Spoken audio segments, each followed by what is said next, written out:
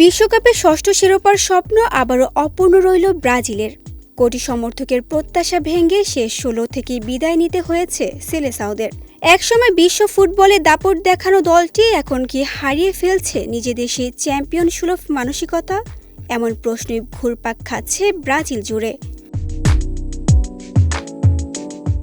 নরওয়ের বিপক্ষে বিদায়ের পর সমর্থকদের হতাশা আরও স্পষ্ট হয়ে উঠেছে।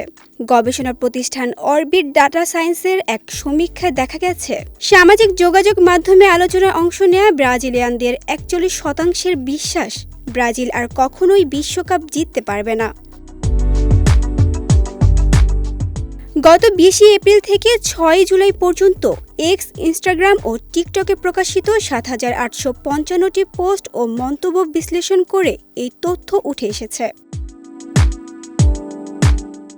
সমীক্ষা অনুযায়ী মোট আলোচনার ৫৪% ছিল হতাশা প্রকাশকারী, আর ৪৬% মন্তব্যে ছিল আশাবাদীর সুর। সবচেয়ে বেশি নেতিবাচক প্রতিক্রিয়া এসেছে নরওয়ের বিপক্ষে শেষ ১৬ ম্যাচে হারার পর। সমালোচনামূলক মন্তব্যের ৬৩% ছিল ওই ম্যাচকে কেন্দ্র করে। সমর্থকদের সমালোচনার কেন্দ্রে ছিলেন লুকাস পাকেতা ও ব্রুনো গুইমারেস। পাশাপাশি কোচ কার্লো আনচেলত্তির কৌশল ও সিদ্ধান্ত নিয়েও প্রশ্ন তুলছেন অনেকেই।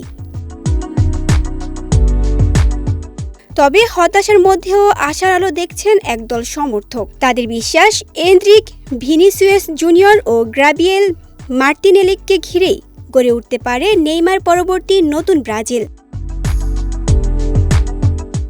বিশ্বকাপের ব্যর্থতা সেলেসাও সমর্থকদের কষ্ট দিলেও ব্রাজিলকে ঘিরে স্বপ্ন এখনও পুরোপুরি নিভে যায়নি। নতুন প্রজন্মের হাত ধরেই হয়তো একদিন আবার বিশ্বমঞ্চে শিরোপার হাসি ফিরবে ৫ বারের বিশ্ব চ্যাম্পিয়নদের মুখে। বিজয় টিভি নিউজ ডেস্ক।